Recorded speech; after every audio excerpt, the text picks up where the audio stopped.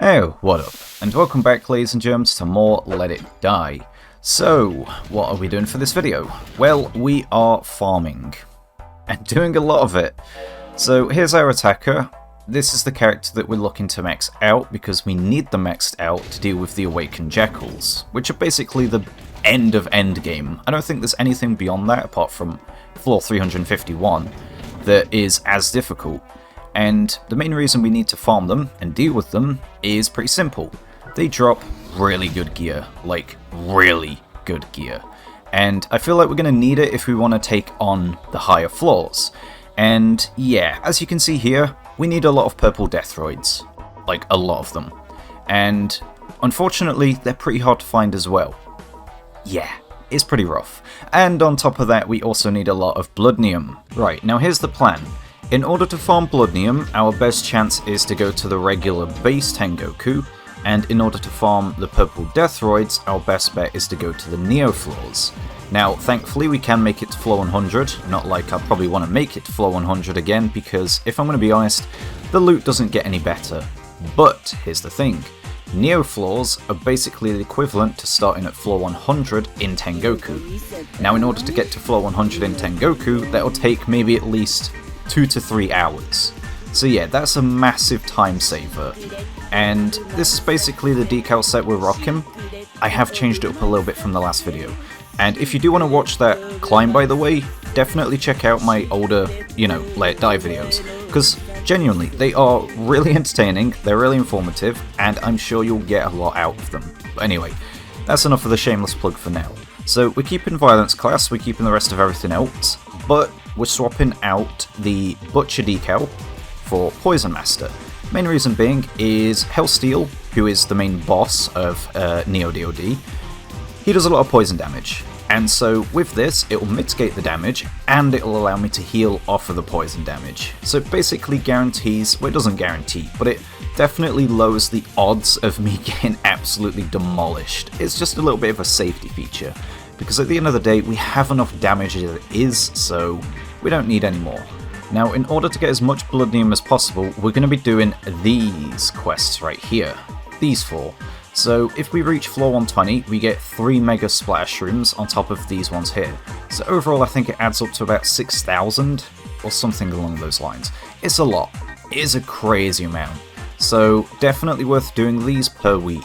Like, these are without a doubt some of the best weekly quests when you're in the endgame. Now, obviously, I don't want to get too carried away with planning ahead, but, it never hurts. So, Suicidal Grinder gear is probably the best DoD armor, outside of the Jackal gear, but even then, I think I would probably mix match. So I would go for the Jackal XD head, and ditch the rest of the armor, because the Jackal XD gear does have really good stats, however its defense and durability is considerably lowered. So rocking the Suicidal Grinder with the helmet, which, by the way, the helmet is probably the most important thing because of the stats that it provides. It gives you a 20% strength bonus. That is insane. Also, whilst we're here, we're going to do some more upgrades. And we also need to farm some Splithium. And I think in terms of armor for the floor 351 climb, we're probably going to rock a full set of the Jackal ZD gear, because her armor is really good. It has a heavy focus on 2 of the main resistances that are really helpful, plus her head provides a very good jack of trades. It gives, sure, negative health, but you get a 10% buff in strength and a 10% buff in dexterity. And honestly, it's the best head pause that you can get in the Milk faction. So I would 100% go for that one, because there is the hard target, which I think is a good contender, but outside of that, yeah, there's nothing really else that is as good as that. So it's either a combination of Jackal X with the Suicidal Grinder gear, or even possibly, I don't know, the Reaper armor is cool, but I don't think it's really that good. It was good at one point, but it kind of dropped off when they added the Awakened Jackals. Oh, and by the way, we gotta wait. Yeah. The doors don't open until 1 minute 30. Kinda sucks, but it is what it is, right? So yeah, that's probably the plan. I don't know, I'll think about it.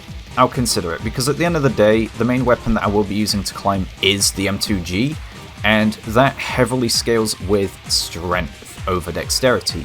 So obviously a strength bonus would be better, but at the same time it would mean that I wouldn't be able to get as much out of every other dexterity weapon, and well, the static massager does scale with more dexterity, and I'm probably going to need to use it quite a bit when I'm climbing, especially in the fighter pits, because it's pretty much the best weapon to deal with them. There's nothing else that is as good as that at all. It has plenty of ammo, plenty of damage, and it takes barely any skill to use. In terms of weapons for dealing with the Awakened Jackals, we're actually getting pretty close now to maxing out what we need. So welding gun, thankfully we don't have to max this one out. As long as it's uncapped, that's all that really matters, because we're not going to use it for damage, we're just going to use it for its rage move, which thankfully only costs 1, and basically as long as it's uncapped, yeah, it gives a lot of durability. That's all you're using it for, just durability, not the damage. Like, the damage is nice, it helps in Neo DoD. Would I use it though? Probably not. There's better options, right? So basically just using that for the rage move and the extra durability.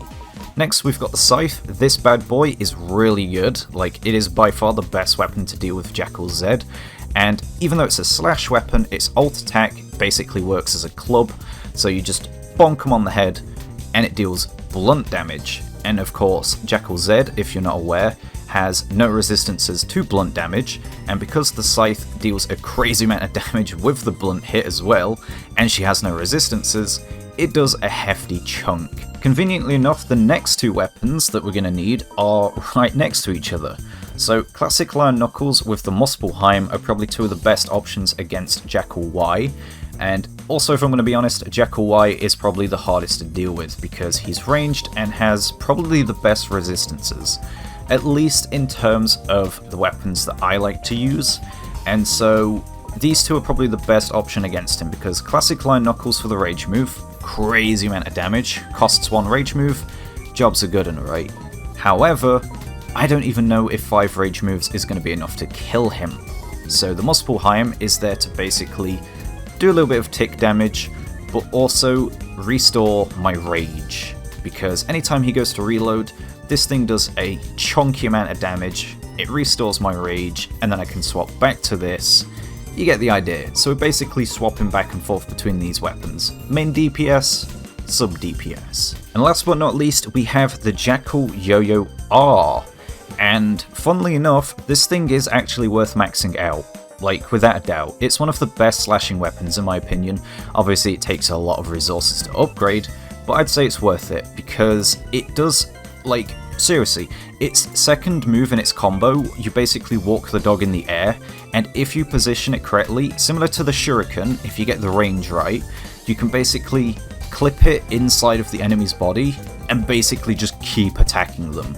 So it will just shred them up from the inside. This thing obviously is much more reliable, does a lot more damage, and of course it doesn't deal poison, so it doesn't interrupt bosses, because I'm going to be honest, poison damage against bosses, not a good idea, unless you're dealing with Taro, of course, and that's where the Stinger Bow would come into play, but even then, you could just use the Bowling Crusher, like, the rage move on this thing just deletes everything. Anyways, this thing, you basically use the welding gun, stick Jackal X into the floor, spam the yo-yo on him, jobs are good'un. So, someone asked me a really good question in my other video. They were basically asking what is the best minimum gear requirements, because they were getting impatient. Which honestly, I don't blame them, the game is very grindy, right? I would say, personally, go for uncapped gear, and if you want to climb the Neo floors in particular, definitely go for uncapped 8, bare minimum. Bare minimum. I would say 11 should be pretty good as a minimum, and anything above that is perfectly fine, you know? Like, gear doesn't have to be fully maxed out. I think your fighter is equally as important though. So definitely make sure they're uncapped to at least grade 7, grade 8 at best. I believe the comment also mentioned scratch metal. Yes. There is a really good spot to farm it, believe it or not. And this applies to every material in the game. So for instance, there's more general stuff like floor 11 for getting cloth and silk, you know, stuff like that.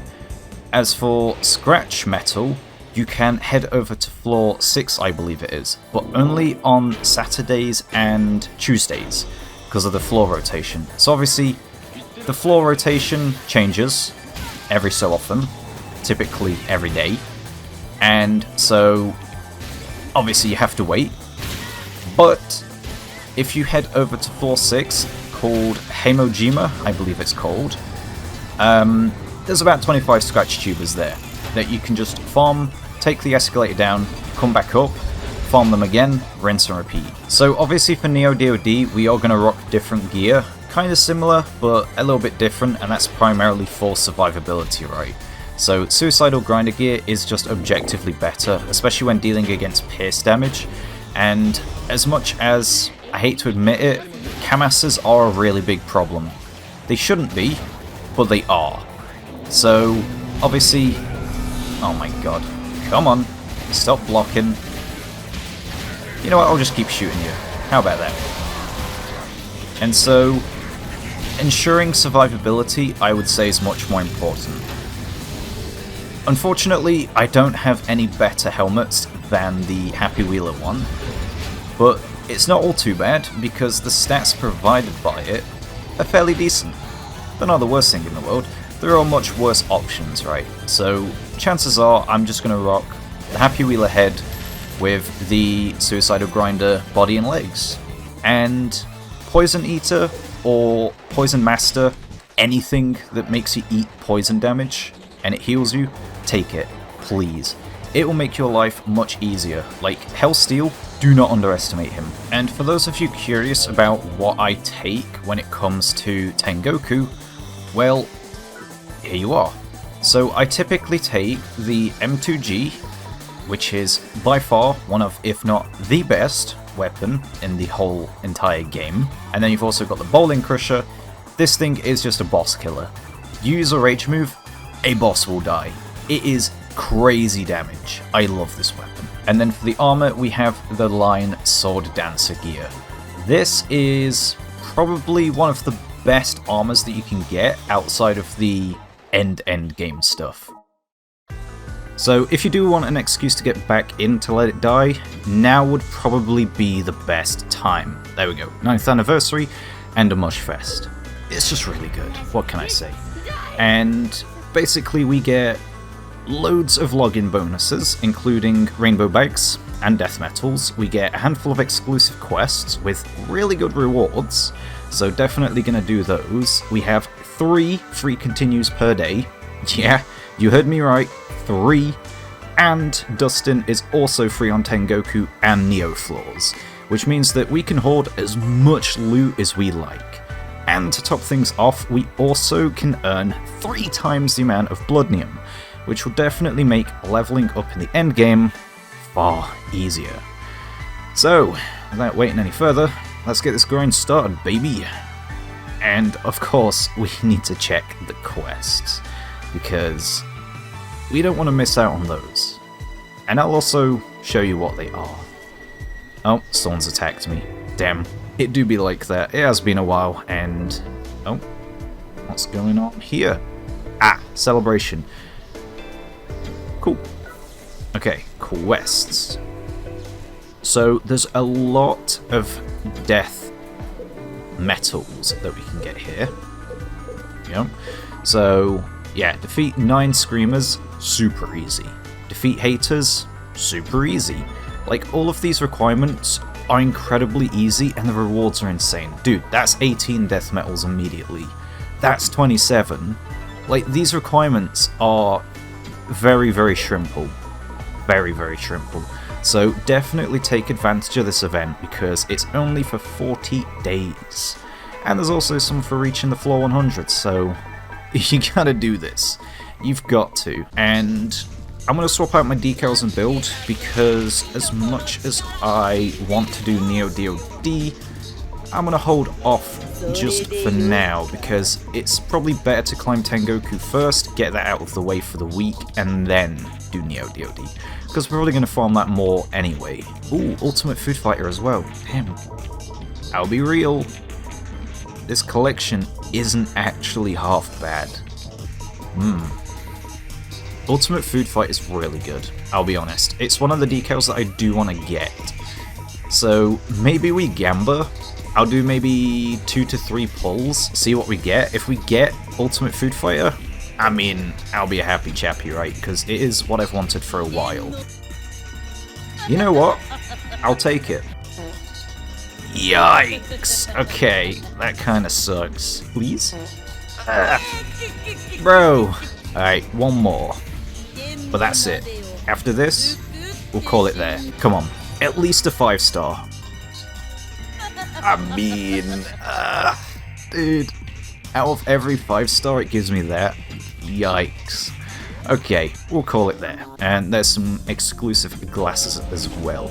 I'm pretty sure the buff is like 6 vitality, 6 dexterity or something along those lines. Nothing crazy, but I mean, it'll come in handy if you knew. And yeah, put all of this away for now. I'm gonna swap over to our... Oh, I'm naked. Nope, go back in there. I need my clothes. And before we go out to Tengoku, let's swap out to a more resourceful build. So, we're going to swap over to our attacker that we do want to max out eventually. And in the process, we're going to use the Kamas build. Because trigger happy, well, you basically get infinite ammo. I also got my hands on a new cable for my PS4 controller. So that definitely helps as well, because the connection on that thing, my old one, it was getting loose. I had to like hold my controller upright, otherwise the connection would just go bloop. And I'm like, bruh. So thankfully we have a brand spanking new one, and I'm also noticing a slight improvement. It feels like there's much less latency. So maybe that's just because I'm rusty and I've not played in a while, or it could be because of the cable, who knows. But either way, this is definitely a good warm-up. I'm not a big fan of playing wireless because I don't want the risk of my controller dying. You know, same for headphones. I don't do wireless. Same for the mouse. I don't do wireless either. I'm just not a big fan of it. I see the appeal because obviously you don't have the cable getting in the way of you doing stuff. That'll be so real, man. It just doesn't feel right. On top of the fact you have to stop to recharge it, whereas if it's all connected by cable, you never have to worry about that. Problem solved, and it's as simple as that. Okay, so we're making our way back through the first floor, because I'm pretty sure floor 2, aka Winoki, is the floor that we're supposed to be going on if we want to farm screamers. So if this place takes us to a train station looking area, that's where we want to be. And hope that my memory serves me right. Yes! Okay, this is what we're looking for. Right. So, note to self, and note to everyone else. Floor 2 Winoki, best place to farm screamers, trust me. Like, I'll show you the map right now. That was one guy. Yeah, there's a lot. And the large majority of them are screamers. So, enjoy. So I reckon clearing out this place... Ooh, I need that. Lovely. Thank you. We could probably clear this place out about 2 to 3 times, possibly 4, and that should be enough to get the quest completed. There you go, and there you go. And all that we have to do is go up, come back down, and all the enemies will respawn. And it's as simple as that. Okay, and one more reset later, and we will hopefully get this quest finito. And then we can finally head back. Okay, time to test our luck. Purchase. Come on. Come on, you know you want to give it to me. Just give me Ultimate Food Fighter, and we'll be happy. Alright. That's all I need. Come on. Bro. Are you serious? Believe it or not, we have just enough slots. Nice. So we can finally get started with Tengoku. Alright. And here we are in Tengoku. And those are all of the quests. Lovely.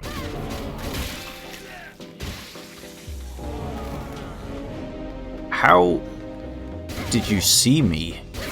What? Okay, I get it. I am standing behind a see-through fence, but usually they're not supposed to see you there. Bruh. The AI can be a bit of a pain in the arse when it comes to spotting you sometimes. Like, no matter how sneaky and how smart you play, sometimes they'll just somehow see you. And it applies especially in some very specific areas. One of which being the DoD floor, where they basically run out into the open. For some reason they have a crazy bad habit of just randomly spotting you immediately. And I'm just like, bro, are you for real? Obviously if it's a really tough, really tanky character, yeah, not a fun time, because more times than not, there's another guy that comes down the stairs, and I'm like, okay, well now I've got to fight 2 of them. And then sometimes there's even 3 of them. And that's just a recipe for disaster. That's definitely one thing to note when you are climbing Tengoku, or just playing in general. You do not want to be outnumbered. That is the worst case scenario, because obviously it's a lot harder to deal with 2 to 3 people compared to just 1. Alright. And if you're wondering how I'm just sometimes able to use the burst fire, even though I'm not using the dial. Oh. Dude. Game. Can I just not hit him through that fence? Okay, well, the more you know. Is if you tap the shoot button, you're always going to do that attack. Alright, we'll do that. Lovely jubbly. So yeah, anytime you just tap the attack button, it'll always do the burst fire. So all you can do is tap it and then aim. That way you know what attack you're doing, and you can still land your shots from a distance. It just saves you from making any mistakes, really. Alright, let's go this way. And that should be up to the next floor. Sweet. Because I'll be real, this weapon, the M2G, by far one of, if not the best weapon when it comes to climbing endgame.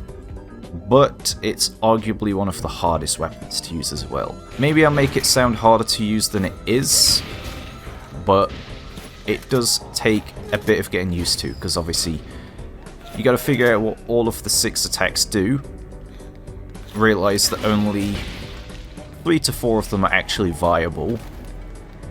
One of them you only use as a distraction, 9 times out of 10.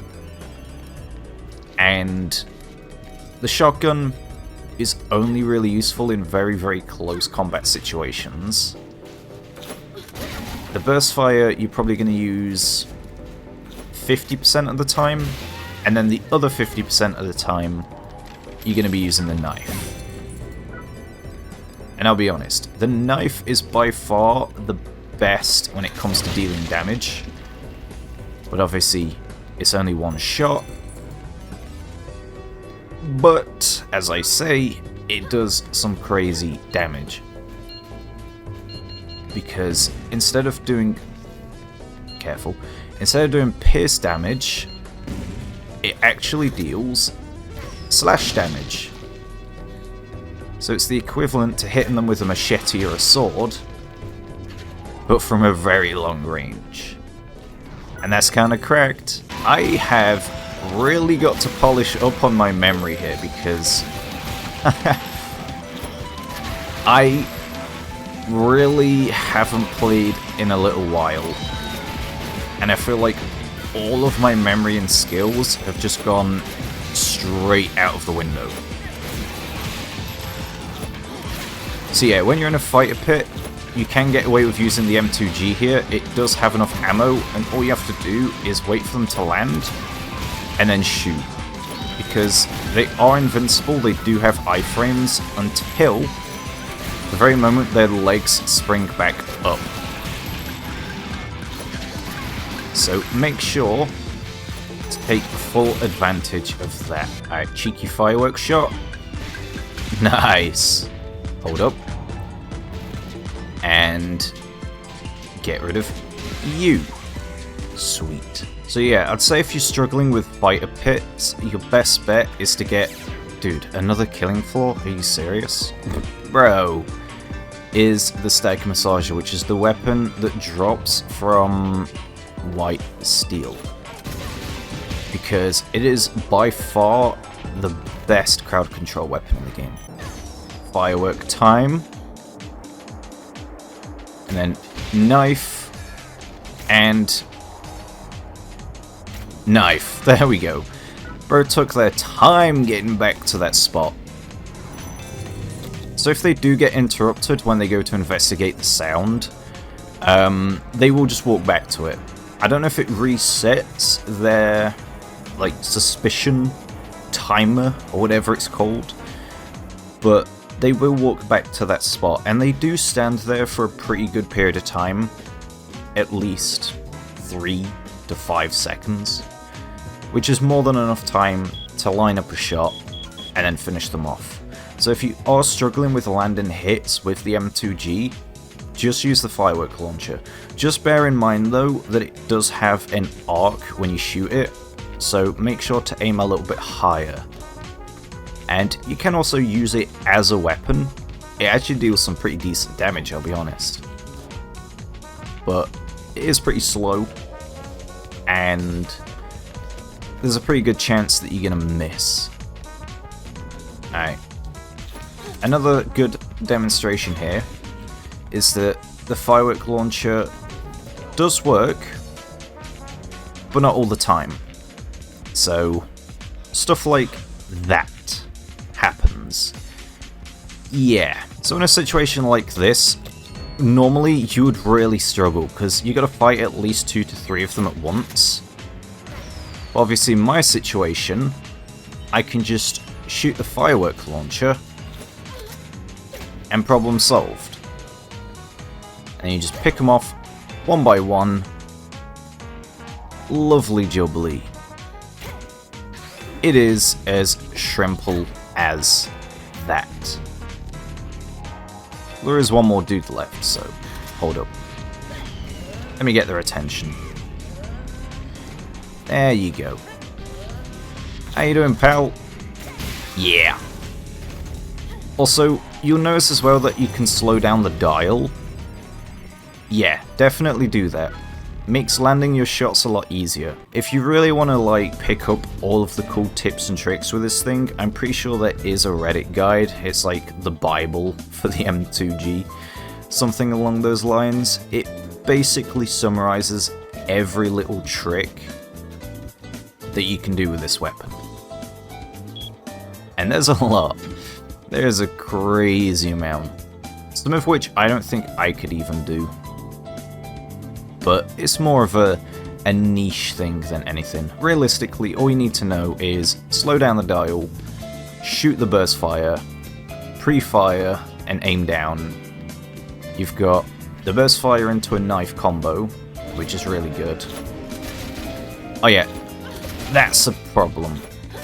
Trying to aim down doesn't really work, but for whatever reason, if you lock onto them, you'll shoot a lot lower. Alright, you spotted me, but that's okay. We'll do firework launcher. Come on. Get rid of you. Get rid of you. And job's a good one. Sweet. Ooh. Here's a cool little tip. So, I don't know if you heard that noise, but my character is hungry. And what that means is that it's pretty hard to regen stamina. You get exhausted easier, and your health doesn't regen. So if you've played this game and you start to wonder why is my health not regenning, that's why. You gotta make sure that you eat cooked food or any barb meats, okay? And the moment you do that, problem solved. So always keep an eye out for edibles.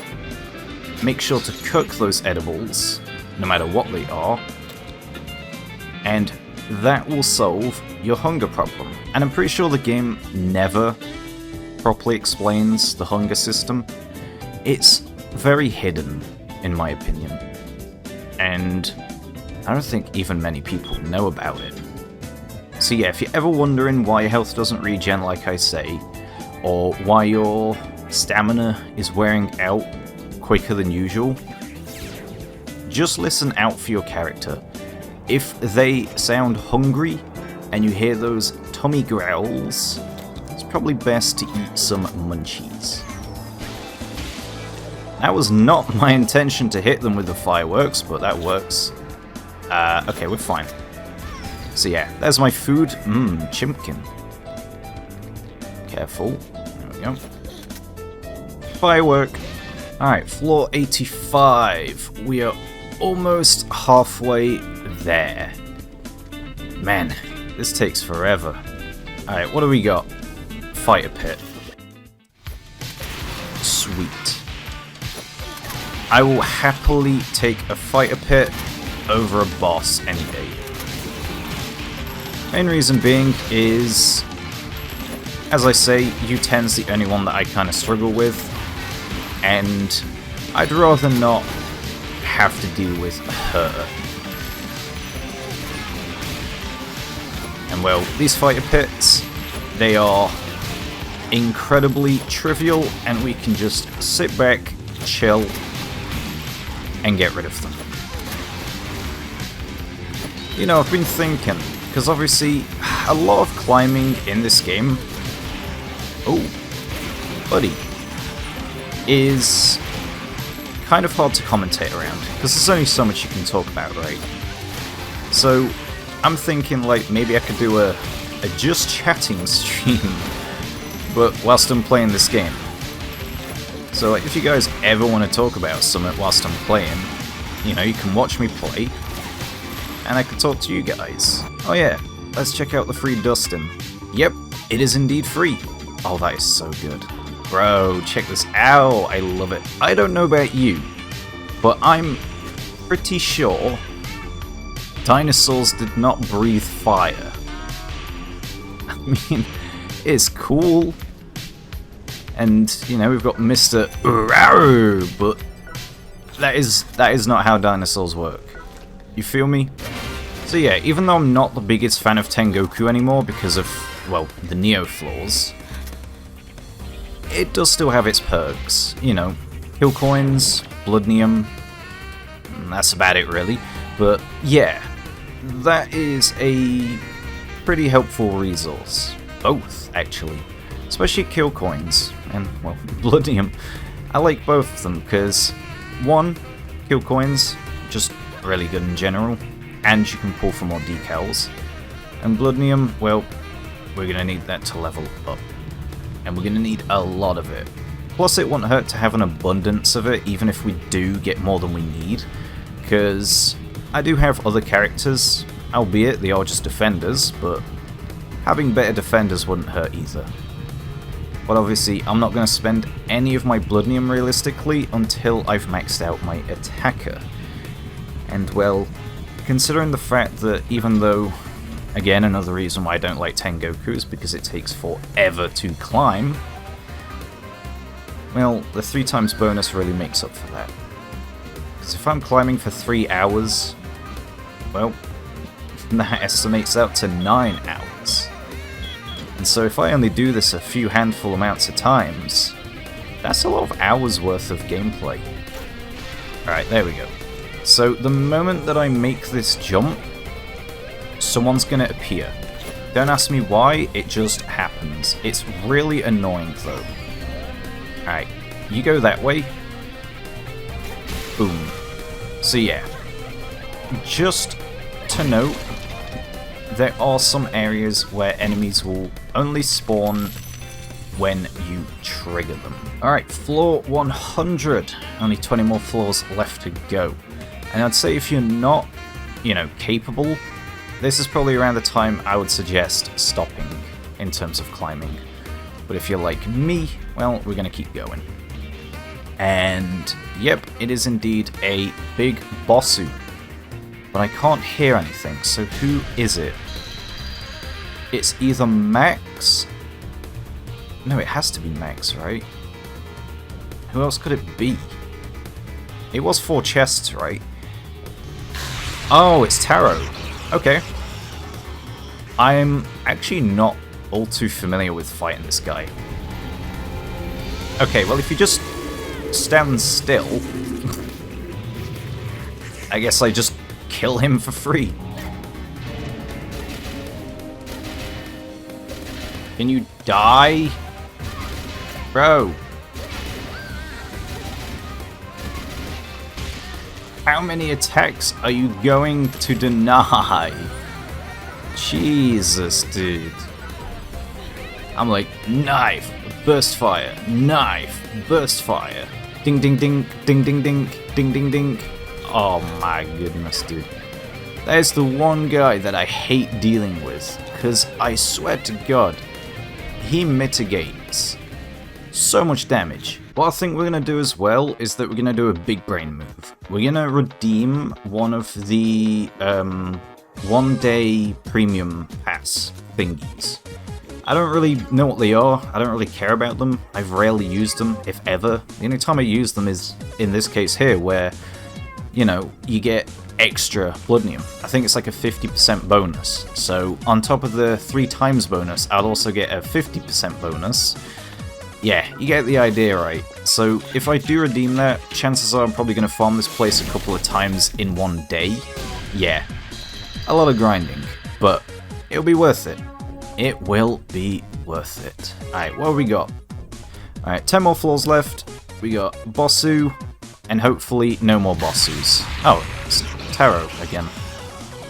So, the main reason why I don't mind fighting Taro is, one, he stands still for like a solid 2 to 3 seconds before he even does anything. And, compared to U10, because he is the more powerful version of U10, you're not trapped in a tiny-ass cage. Because I'm going to be honest, having that much movement being limited it's sad. Oh, I've got to reload. Oops. You know what? You get fireworked, bozo. How about that? You run over there. Knife. Knife. There's a dude all the way back there. I don't know if you can see him, but I can. Boom. Nice. Yeah, the range on the knife is insane. You can snipe from so far away with this thing. As long as you can actually see what you're shooting at, you can do anything. I mean, the same applies to the burst fire as well, but again, the damage isn't nearly as good. So, another word of advice is, once you're past the floor 100 mark, it's probably best to not use the burst fire anymore. At least when it comes to fighting. Because chances are, it probably won't kill. Alright. Come on, guys. Uppies. So there's... yeah. There's also the fact that exists. Oh, I accidentally killed the guy behind you. So yeah, there you go. Floor 115. Nice. Okay, only 5 more left to go then. And then we can finally head back. What do we got? Bossu. What is the Bossu? I actually don't know. It might be Taro again for all I know. Because there's no pillars, so it can't be Jackson. It can't be Crowley, because I can't hear any elements. It might be Max, Nah, it's Taro. It's Taro again. Ooh, camera. Don't do that. There we go. So yeah, if it's an open field and it's 4 chests and you can't hit any elements, you can't hit anything basically, chances are it's either Taro or Max. Is that a golden froggy? Oh, you're coming with me. Golden Gero, my favourite. Ribbit. Man, I love frogs. Floor 120. Finally. So yeah, we already meet the requirements, and technically you could get away with returning back to your base now if you had the, what's it called, Tryptomine D?